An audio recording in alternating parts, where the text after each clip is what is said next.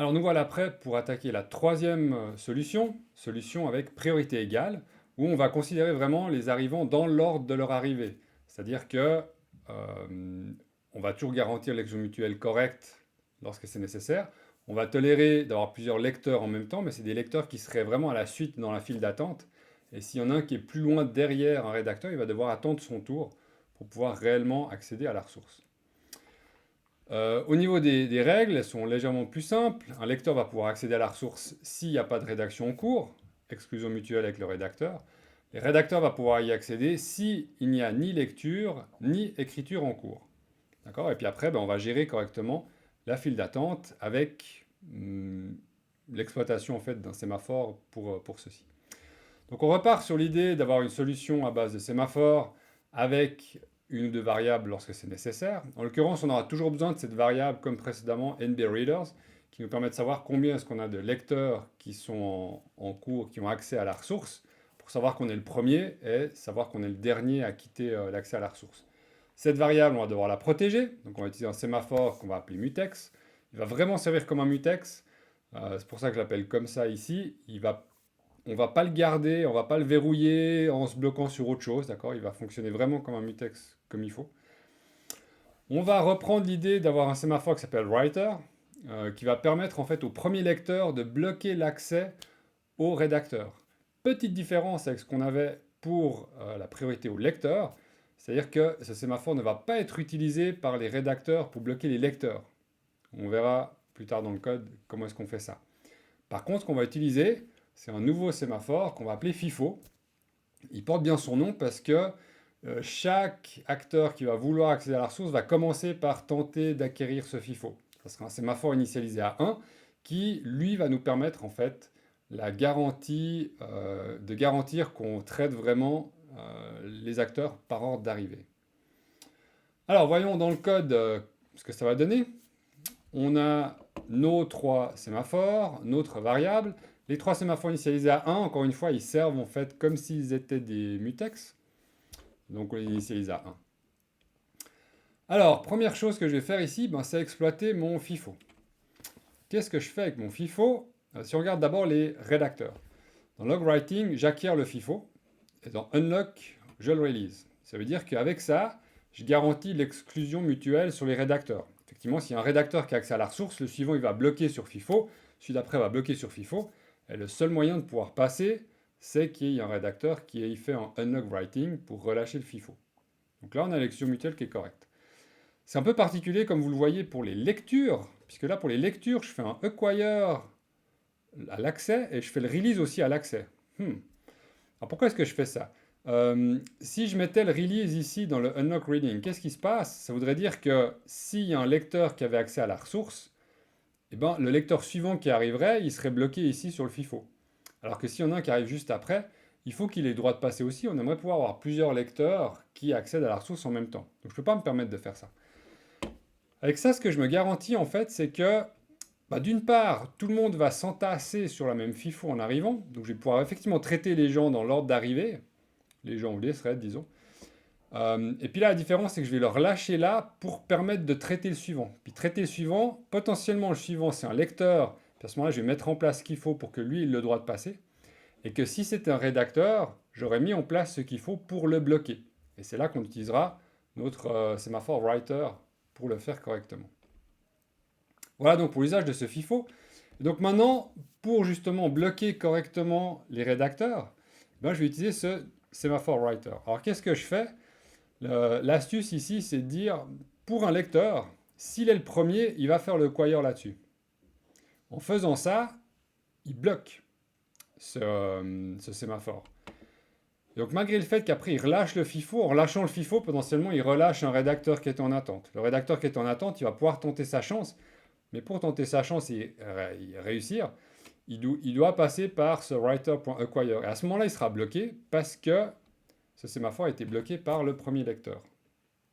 Donc là, on a bien l'idée qu'on va le bloquer correctement. Du coup, le dernier lecteur, il va devoir relâcher ce sémaphore-là pour potentiellement laisser passer justement un rédacteur.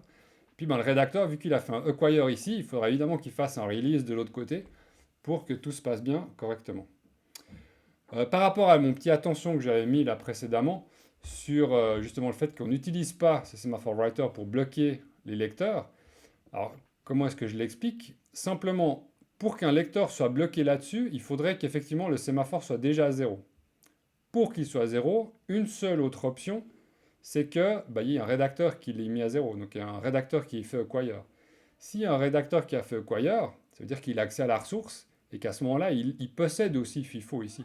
Et donc s'il possède FIFO, à ce moment-là, le lecteur serait bloqué ici sur FIFO. Donc avec ce code-là, il y a impossibilité qu'un lecteur soit bloqué sur writer.acquire ici. D'accord? Donc c'est bien un blocage qui va que dans un sens. C'est que des lecteurs qui vont bloquer des rédacteurs. Alors maintenant, on est proche de la solution.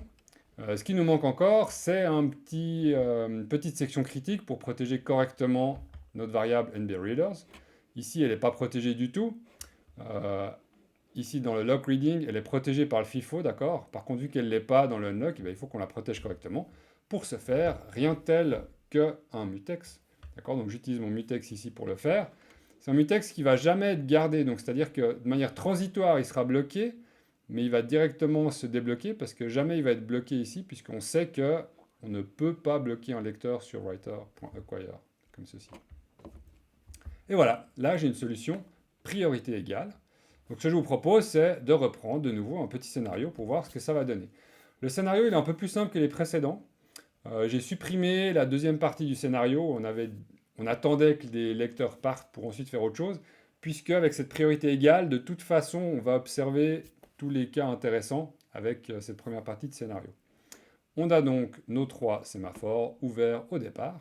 Le premier lecteur qui arrive, qu'est-ce qu'il va faire? Il va acquérir FIFO, il va voir qu'il est le premier lecteur, donc il va bloquer writer, mais il va pouvoir passer, et il va relâcher FIFO. D'accord? Donc FIFO reste ouvert, il a été fermé de manière transitoire, il se rouvre directement. On a simplement fermé writer. Deuxième lecteur qui arrive, pareil, il verrouille de manière transitoire FIFO, il incrémente le nombre de lecteurs et il passe tout droit en relâchant FIFO. Pareil pour le troisième lecteur. Maintenant, le rédacteur qui arrive, qu'est-ce qu'il fait? Il fait un acquire sur FIFO. Donc, vu que le FIFO est ouvert, il va pouvoir passer en le fermant. Et ensuite, il fait un acquire sur writer, et donc là, il va être bloqué. Il se retrouve bloqué ici, tout en ayant bloqué FIFO. C'est ça qui va être intéressant pour la suite. Qu'est-ce qui se passe donc pour les prochains threads arrivants? Prochain rédacteur, il va bloquer sur FIFO. Prochain lecteur, idem, il fait un acquire sur FIFO, donc il bloque. Le lecteur suivant bloque aussi ici, et le rédacteur suivant bloque aussi ici. On a vraiment là cet ordre d'arrivée qui est respecté correctement. Maintenant donc, ce qui nous reste, c'est voir ce qui se passe pour la suite du déroulement de ce scénario. Les lecteurs quittent tranquillement. Comme d'habitude, ce qui est intéressant, c'est le dernier lecteur qui quitte. Le dernier lecteur qui quitte, qu'est-ce qu'il va faire? Il va simplement faire un release sur writer. En faisant le release sur writer, il permet simplement à notre premier rédacteur arrivé d'accéder à la ressource. Aucune modification sur FIFO. Ça va arriver quand W4 va partir. Okay. Maintenant, W4 quitte l'accès à la ressource. Qu'est-ce qu'il va faire? Il va faire deux choses. Il va faire un release sur writer et un release sur FIFO. D'accord? Le release sur writer va ouvrir writer. Le release sur FIFO va relâcher W5 qui immédiatement va faire un acquire sur writer et donc le rebloquer. Donc le seul effet que ça va avoir, l'effet que ça va avoir, c'est que W4 quitte, on se retrouve avec W5 accès à la ressource.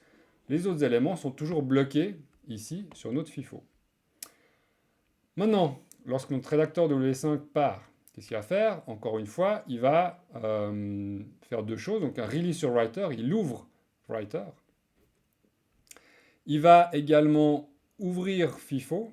Donc il ne va pas le rouvrir, donc il va faire un release dessus, ce qui va relâcher le premier lecteur. Le premier lecteur, qu'est-ce qu'il va faire? Il va immédiatement rebloquer writer ici. Et puis il va laisser relâcher FIFO pour laisser du coup passer R7 qui va passer. R7 va relâcher FIFO aussi, qui va laisser passer W8. W8, après avoir passé FIFO, va se retrouver bloqué sur writer. Donc on va se retrouver avec ce scénario-ci, cet état-ci, en fait, les deux lecteurs qui ont accès à la ressource, le rédacteur suivant bloqué ici sur writer, et c'est quand les deux lecteurs vont partir que W8 pourra accéder à la ressource. Et lorsqu'enfin W8 repart, il va simplement faire un release sur writer et FIFO, et on se retrouve dans notre état initial. Voilà donc pour la priorité égale. Dans la prochaine vidéo, on regardera le dernier cas, la priorité au rédacteur.